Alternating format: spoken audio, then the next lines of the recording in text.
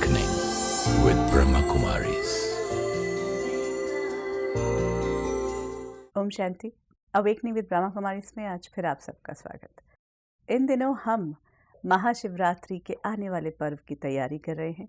ये जानने की कोशिश कर रहे हैं कि शिव जो परमपिता परमात्मा है, आज तक उन्हें हमने किस रूप में देखा, कैसे उन्हें पूजा और अब कैसे उनके सही स्वरूप को समझकर हम उनके साथ अपना रिश्ता जोड़ सकते हैं।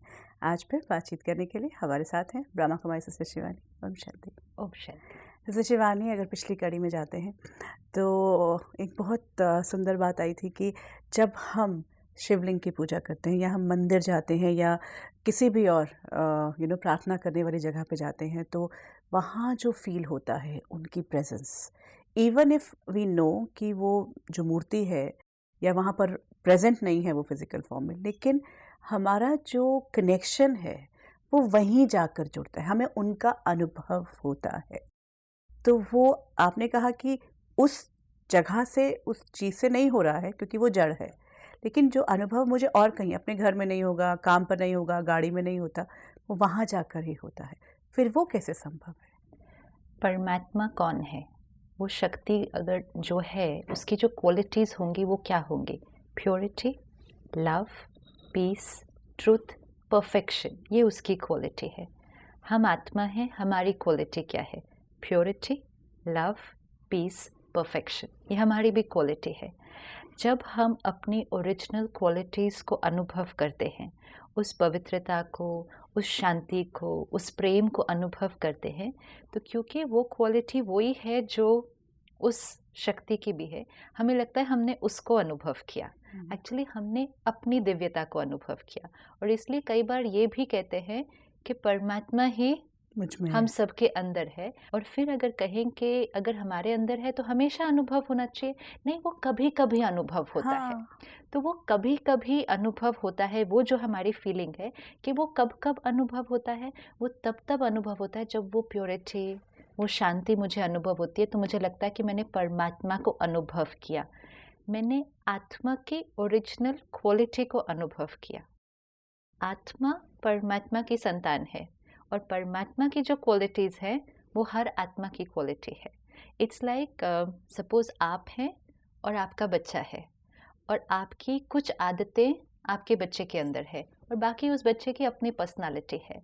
और एक बार अगर मैं आपके बच्चे से बात कर रही हूँ और बात करते करते वो एकदम आपकी तरह ही बात कर दे, या हम कहते हैं कि कभी कभी बिल्कुल वैसी लगी है, बिल्कुल वैसी, और तब हम ये भी कह सकते हैं ऐसे लग रहा था कि कनुप्रिया बोल रही है। Don't we say that. अब कनुप्रिया ना वहाँ थी ना वो कनुप्रिया बोल रही थी, वो कनुप्रिया का बच्चा बोल रहा था, लेकिन उस बच्चे ने बिल्कुल उसके जैसे बोला, तो हमने कहा बिल्कुल ऐसे लगा कि जैसे कनुप्रिया बोल रही है।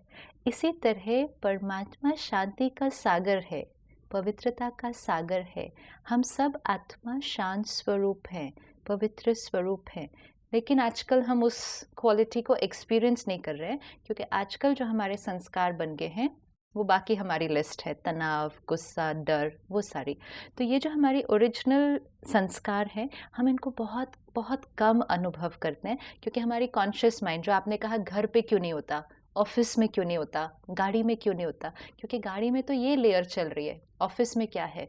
Anxiety, stress, work related thoughts. घर पे क्या है? बच्चों को संभालना, ये थॉट्स चल रही है। संस्कार कौन से वर्क कर रहे हैं? टेंशन, इरिटेशन, किसी पर चिल्ला देना।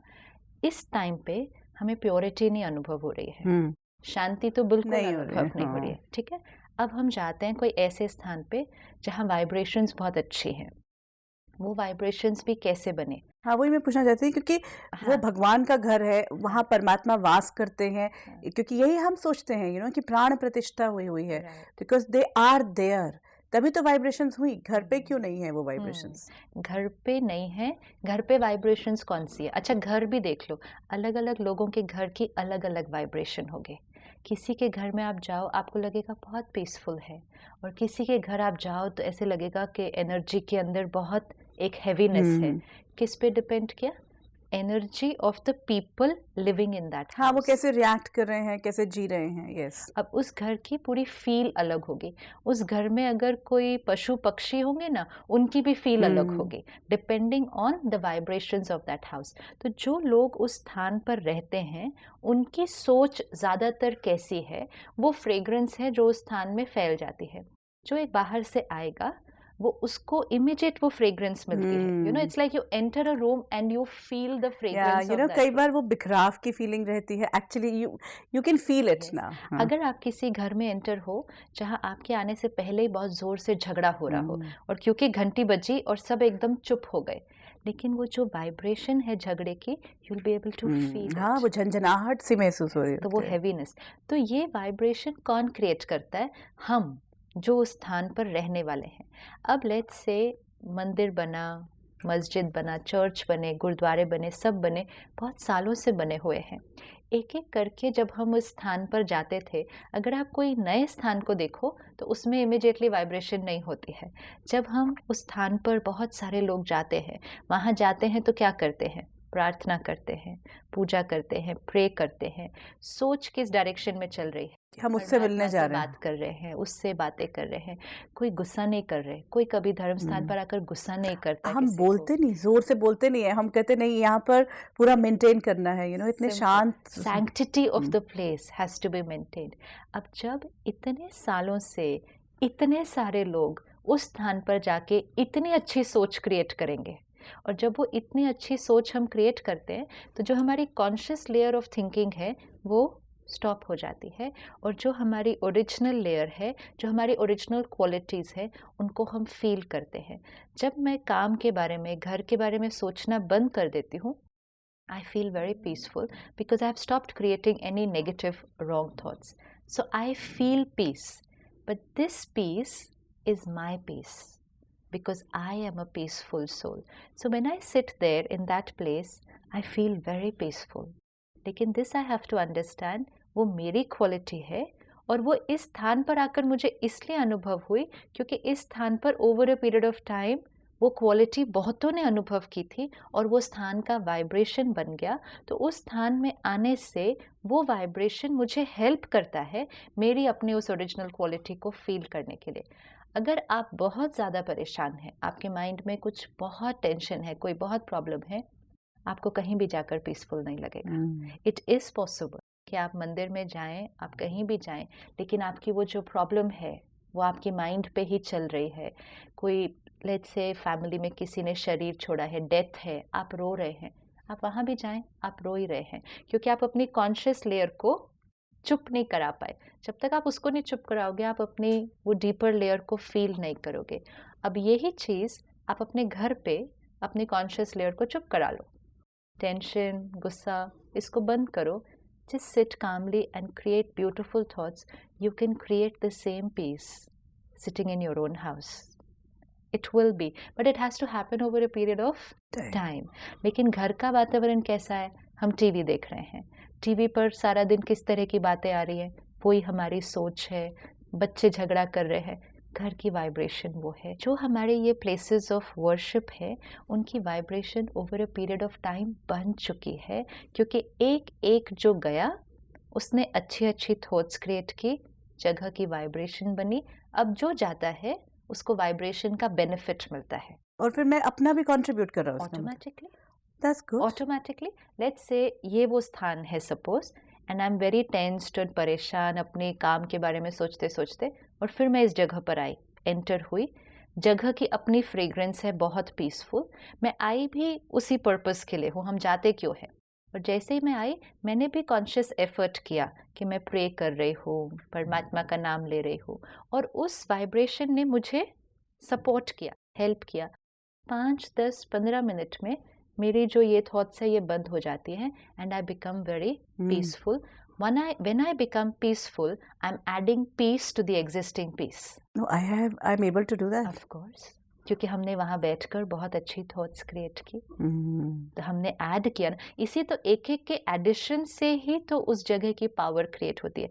इसीलिए हमेशा कहते हैं कि मंदिर में या कहीं भी ऐसे स्थान पर जाके कभी गलत नहीं सोचो। सोचना। हाँ, क्यों कभी गलत नहीं सोचना? क्योंकि आप उस स्थान की शुद्धता को, उस स्थान की पवित्रता को आप मिक्सचरिटी कर रहे हैं। हम्म, लेट्स से हम कोई ऐसे स्थान पर जाएं और हमारे अंदर बहुत इम्प्योर थॉट्स हों, बहुत ज़्यादा, कोई हेट्रेड है, लस्ट है, इट कुड बी एनीथिंग, मेरे अंदर बहुत उस तरह की थॉट्स है, वो भी तो जाएंगी, वो भी तो उस फ्रेग्रेंस में जाएंगी।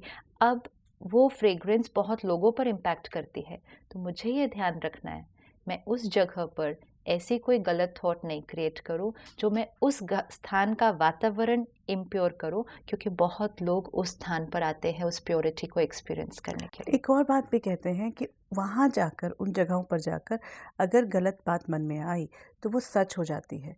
तो दूसरी तरफ जो हम मुराद मांगते हैं या मन्नत मांगते हैं, कुछ मांगते हैं, वो भी सच हो जाता है।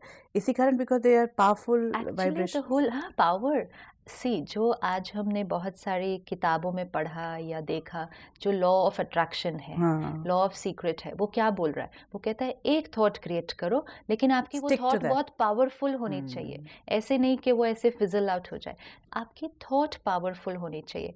अब जो ऐसे स्थान है जहाँ पावर है, जहाँ प्योरिटी है और आपका ये फर्म बिलीफ है, सी अगर आपका बिलीफ नहीं है वो काम नहीं It करेगा, doesn't work. It Yes. Doesn't work. तो अगर मैं इस स्थान को ले लूँ और मैं कहूँ मेरा ये फर्म बिलीफ है कि यहाँ आकर जो मैं मन्नत मांगूंगी वो पूरी हो पूरी जाएगी, होती है। तो मैं यहाँ आती हूँ, मैं वो थॉट क्रिएट करती हूँ और उसके साथ मैं सेकंड थॉट क्रिएट करती हूँ, अब तो मेरा ये काम हो गया, क्योंकि यहाँ जो थॉट क्रिएट करता है उसका वो काम हो जाता है।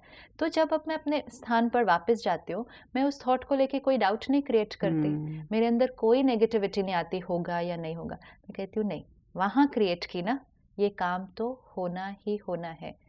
थॉट क्रिएट कर दी, पावर ऐड कर दी, नेगेटिविटी कुछ नहीं, डाउट कुछ नहीं, डेस्टिनी मैनिफेस्ट हो गई। It has to happen So, but that place energy because it was worked. Power ना, हाँ, it is power and positivity. And वो जो पावर हम एक्सपीरियंस करते हैं उसी ने हमें कन्विक्शन भी दिया ना कि यहाँ वो पावर है। क्योंकि लोगों, हाँ, वो एक कन्विक्शन आती है पास्ट एक्सपीरियंस पास्ट से। एक्सपीरियंस आता है और बहुत लोगों के पास्ट एक्सपीरियंस होते हैं। सी कोई भी चीज़ over a period of many many years बनी है, ये चीज़, ये कोई आज और कल की बनी हुई चीज़ें नहीं होती है, कई बार तो हज़ारों वर्षों की बनी हुई चीज़ें हैं। आप यहाँ जाएंगे तो आपकी मन्नत पूरी होगी। हुआ कैसे होगा? कोई एक गया होगा इनिशियली, उसके माइंड में वो थॉट आया होगा कुछ और उसका काम हो गया होगा। अब वो काम क्यों हो जाता है वो हम फिर देखेंगे कि वो तो हमारे कर्म का रिजल्ट है, लेकिन उसका काम हो गया। तो उसने कहा मैं वहाँ गया ना, मेरा वो काम हो गया। उसकी बात सुनी, 4 लोग और गए, 4 लोगों में से फिर थॉट क्रिएट की। अब ज़रूरी नहीं होता कि चारों के काम होते हैं। This also we all know, सबकी मन्नत पूरी नहीं होती है, टाइम लग जाता है, कहते हैं पता नहीं होता कब टाइम होता है। कईयों की नहीं भी होती। लेट्स से मेरे घर में कोई बीमारी है किसी को, ठीक है, बहुत क्रॉनिक इलनेस है, और मैं जाऊं किसी स्थान पर और मैं मन्नत मांगूं कि वो ठीक हो जाए, नॉट नेसेसरी। हाँ, वो कहते हैं कि हम, और फिर हम कहते हैं कि हमारी ही मन्नत में कहीं वीकनेस थी, राइट, मेरे ही मांगने में, या मैं ही कुछ वो थी। ठीक है। इसका मतलब कुछ टाइम मन्नत पूरी होगी और कुछ टाइम नहीं होगी। It's not, no place can give a guarantee of 100% result कि जितने यहाँ आएंगे और जो मन्नत मांगेंगे उनकी सबकी हर मन्नत पूरी होगी। 100% रिजल्ट है कहीं किसी का? एक्चुअली वही है कि मैं कितने विश्वास के साथ और भावना के साथ, वही law of attraction, actually if we go back to that, See, again, it's a law of permutation and combination also, if you see. अगर बहुत कुछ, सब कुछ जो अब हमें समझ में आता है कि जो कुछ मेरे साथ हो रहा है वो मेरे किए हुए कर्म का रिजल्ट है, ये क्लियर है। एक है मेरे पास्ट कर्म और एक है मेरा प्रेजेंट कर्म। तो अब जब मैं एक थॉट क्रिएट करती हूँ, मुझे ये चाहिए, एक है जो मेरा पास्ट कर्म था उसकी वजह से रिजल्ट आने वाला है, एंड एक है मैं अभी बहुत पॉजिटिव एनर्जी क्रिएट करती हूँ। अगर हम सब भी बहुत पॉजिटिव एनर्जी क्रिएट कर लें, उसमें कोई डाउट ना क्रिएट करें, फिर भी हर एक को वो रिज़ल्ट नहीं मिलता है जो वो चाहते हैं, क्योंकि रिज़ल्ट तो वो किसी पास्ट कर्म का है। लेकिन जिसको वो रिज़ल्ट मिल जाता है, they will say It happened because of मेरी this. पूरी हो गई। और जिनको वो रिज़ल्ट नहीं मिलता है, दे विल से कि मेरी इसमें कोई कमी थी या भगवान की मर्जी नहीं थी, इसीलिए मेरी मन्नत तो थी, प्रार्थना भी मैंने बहुत भावना से की थी, लेकिन भगवान की मर्जी नहीं थी। फिर कहेंगे भगवान की कुछ और मर्जी थी। और फिर हम कहते हैं कि भगवान की मर्जी में आप अपने आप को राजी खुश समझाना, कर लो, हाँ। अपने आप को राजी कर लो। तो भावना, यस इट्स वेरी गुड, लेकिन भावना विद अंडरस्टैंडिंग, यू नो, भावना और अंडरस्टैंडिंग का अगर कॉम्बिनेशन क्रिएट हो जाए, then you really are able to work well with it. जैसे ये अंडरस्टैंडिंग आती है कि मैं ही जिम्मेदार हूँ या मेरे कर्म ही जिम्मेदार हैं, तो वो भावना उसको सब कुछ दाता मानने की और उस पर छोड़ देने की, जैसा भी है जो भी होना है उस पर छोड़ा और जैसा वो दे रहा है वैसा जीना, वो ख़त्म होती है फिर कहीं अच्छा, ना। लेट्स से फॉर एग्जांपल हमें कोई एक स्थान मिल जाए जहाँ हम कहें यहाँ जो थॉट क्रिएट करो, जो मन्नत मांगो वो पूरी हो जाती है, तो फिर तो हमें लाइफ में कुछ बहुत ज़्यादा करने की ज़रूरत नहीं है ना। उसके बाद हर थोड़े दिन के बाद वहाँ जाओ और जो आपकी कोई थॉट है उसको क्रिएट कर लो, वापस आ जाओ, आपकी थॉट पूरी हो जाएगी। कर्म तो करना पड़े। देखिए हर बार हम ये कहते हैं कि कर्म तो उस तरफ करना पड़ेगा, लेकिन हम ये नहीं जानते कि जो मैंने जिस तरफ कर्म के लिए कदम उठाया है वो पूरा होगा कि नहीं। तो हमने क्या किया, हम मन्नत मांगते हैं कि ये मेरा काम हो जाए, उसके लिए फिर ये पक्का हो गया कि भावना मैंने उस पर अच्छा चलो छोड़ा। ठीक है, मैंने एफर्ट भी कर लिया, लेट्स से मेरा ये काम पूरा हो जाए, तो मैंने काम के लिए एफर्ट किया, सिंसियरिटी, ऑनेस्टी, सब कुछ, और साथ में मैंने मन्नत भी मांगी, विच इज़ वेरी ब्यूटिफुल। तो फिर मेरा वो काम हो जाना चाहिए ना। तभी तो जब नहीं होता हो जाना चाहिए ना, एटलीस्ट फिर मेरे पास 100% एक श्योरिटी तो होनी चाहिए, क्योंकि मैंने हार्ड वर्क किया, सिंसियरली किया, ऑनेस्टली भी किया, और साथ में मैंने मन्नत भी मांगी। तो फिर मेरा रिजल्ट क्या होना चाहिए उसके बाद? मेरा रिजल्ट भी तो 100% होना चाहिए ना, जो मुझे चाहिए था। वो तो नहीं होता ना, कभी होता है कभी नहीं होता, किसी के साथ होता है किसी के साथ नहीं होता, एक ही व्यक्ति के साथ कभी होता है कभी नहीं होता है। So why the option, why should it not be always? अगर कोई चीज करने से, तभी तो फिर हम कहते हैं ना कि उसकी मर्जी थी होने की, करने की, या उसकी मर्जी नहीं थी करने की। ये हम तभी फिर हम कई बार नाराज होते हैं कि मैंने इतना कुछ किया तो इसका मतलब इट डजंट वर्क। और कई बार हम अपना विश्वास कायम रखते हैं तो हम कहते हैं कि फिर वर्क करते हाँ, विच इज़ सो ब्यूटिफुल। इसका मतलब हम अपने तरफ से अपना कर्म करेंगे, हार्ड वर्क करेंगे, और फिर हम परमात्मा को याद करेंगे, जो विशेष परमात्मा की याद के स्थान बने हैं वहाँ जाएंगे, और हम परमात्मा को एक बहुत प्यार से, जो कहे मन्नत मांगना मतलब क्या करना, एक बच्चा बहुत प्यार रिक्वेस्ट से करना, अपने हाँ। पिता को रिक्वेस्ट करता है कि मेरा ये काम करवा दो, मैंने अपनी तरफ से सब कुछ कर लिया है, अब आप कर दो, ठीक है। So which means my effort and then his intervention, कि वो करे। लेकिन ऐसे क्यों कि परमात्मा कभी कभी काम कर देता है और कभी कभी नहीं करता? यही तो आपसे पूछना है है ना? हमने, क्योंकि ये नहीं, but we need to also start thinking, क्योंकि ये जो सारी चीज़ें आई वो किस बिलीफ सिस्टम से उठी कि सारा कुछ जो मेरे जीवन में होता है वो परमात्मा की मर्जी से होता है। ये एक बहुत डीप बिलीफ सिस्टम है। इफ़ गॉड विशेस तो हो जाएगा, भगवान की मर्जी होगी, हो जाएगा। अच्छा भी जो मेरे साथ हो रहा है वो भी उसकी वजह से, और जो नहीं अच्छा हो रहा वो भी उसकी वजह से, यहाँ तक कि ये जो पूरी सृष्टि ही है वो चलती ही उसकी मर्जी से है। और इसका मतलब दुनिया में जो कुछ हो रहा है वो उसकी मर्जी से हो रहा है। Now I need to stop and ask myself, अगर सब कुछ उसकी मर्जी से हो रहा है तो फिर मैं कैसे होनी चाहिए, दुनिया कैसी होनी चाहिए, और इस दुनिया में हर एक जो कर्म कर रहा है और हर एक के साथ जो हो रहा है वो सारा कुछ कैसा होना चाहिए, अगर वो एक परफेक्ट हस्ती की मर्जी से हो रहा है। वो एक परफेक्ट हस्ती है, और एक परफेक्ट हस्ती हम सबका भाग्य लिख रही है, तो हम सबका भाग्य कैसा होना चाहिए? How would it be? तो फिर वही वो कहते हैं ना कि कर्मों की सजा भी मिलती जाती है। सी देखो आज जो खराब हो रहा है उसमें वही, जैसे एक फादर को लेते हैं तो एक फादर आपको आपकी हेल्प भी करता है, फिर आपको पनिश भी करता है अगर आपसे गलती हुई। ठीक है, और फिर आपको फिर उधार भी करता है। That's how we take.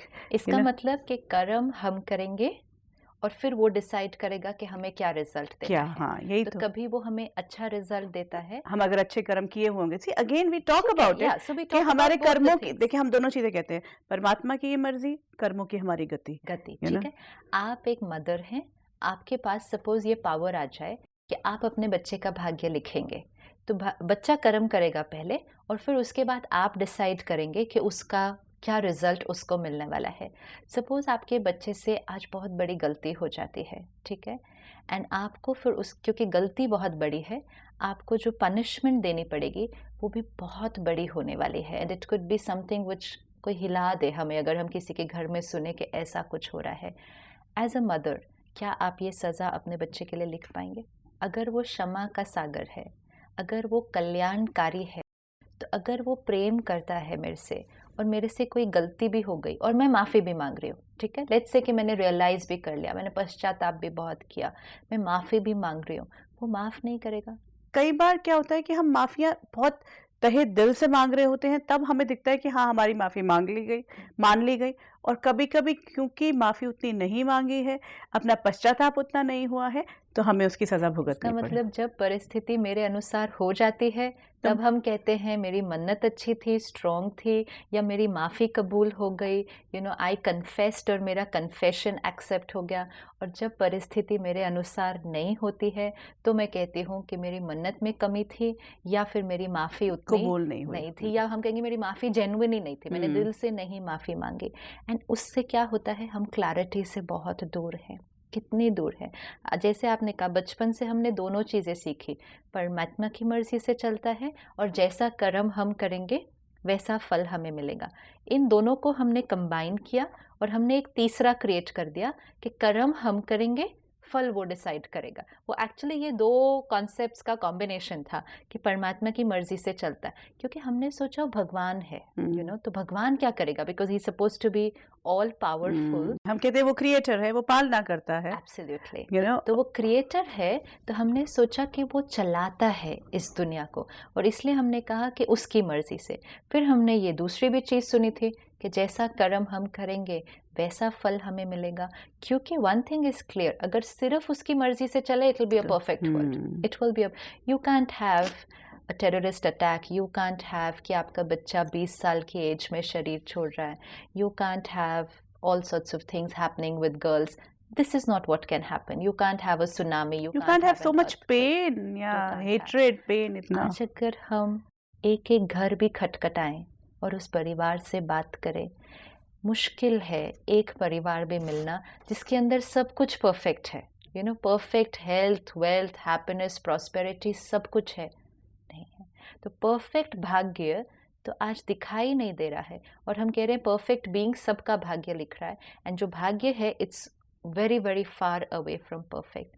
तो परमात्मा आकर ये सिखाते हैं कि जैसा कर्म हम करेंगे वैसा फल हमें मिलेगा, और परमात्मा उस फल में इंटरवीन नहीं करता है। इट्स लाइक अ पेरेंट जो कहे ये दो बच्चों के बीच का झगड़ा है, कार्मिक अकाउंट तो हम दो बच्चों का है। आप देखो कोई भी पेरेंट अगर दो बच्चों के झगड़े में इंटरफियर करता है तो दोनों में से एक ज़रूर फील करेगा आप उसके साथ ज़्यादा हमेशा उसकी फेवर करते हो, आप तो हमेशा मुझे डांट देते हो, आप उसको कुछ नहीं बोलते। A parent is never able to be fair to both. तो जो फेयर पेरेंट होता है ना, वो कहता है मैं नहीं इंटरफियर कर रहा, तुम दोनों आपस में इसको कर लो। ऐसे ही हम सबके बहुत सारे हिसाब किताब है।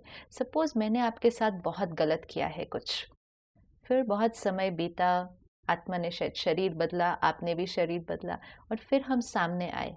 अब समय है कि आप मुझे मेरे किए का हिसाब किताब तो लाएंगे ही मेरे सामने। अगर उस समय मैं प्रार्थना करूं और मैं उसको कहूं आई एम रियली सॉरी, लेकिन मुझे इससे बचा ले, अब मुझे ये वाली सज़ा नहीं चाहिए, मैं फिर कभी नहीं करूँगी जो मैंने किया, एंड मैं बहुत माफ़ी मांगू, और अगर वो उस समय मुझे बचा लेता है, he is being very nice to me, not being fair to you.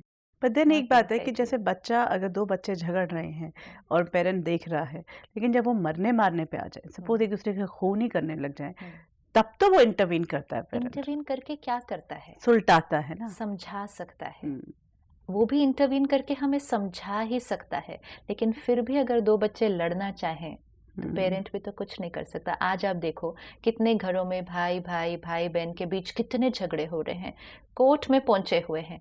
आपको लगता है उनके पेरेंट्स चाहते हैं कि वो ऐसा करें?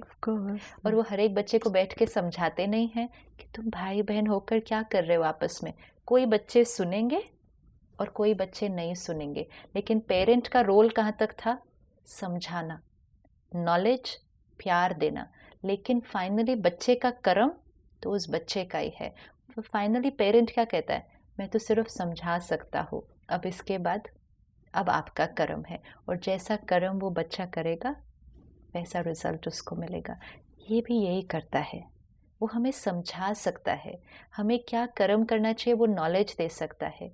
जो हमारे पास्ट कर्म हमारे सामने आ रहे हैं उसको भी कैसे फेस करना है उसकी भी नॉलेज दे सकता है, लेकिन हमारे कर्म के फल को वो इंटरवीन नहीं कर सकता उसमें, क्योंकि वो लॉ ऑफ नेचर ही नहीं है, उसका रोल ही अलग है। We need to understand what his role is. Because that can be very, saddening. No, it is very beautiful because we understand.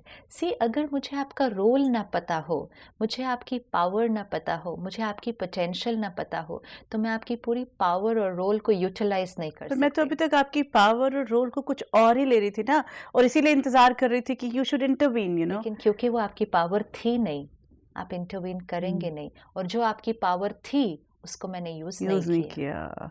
That's important. I think that is why we really need to know what is his power and what is his role, and how is it that he intervenes. Absolutely, and then that's going to make me very powerful, very powerful. So we don't need to be disillusioned, No, actually.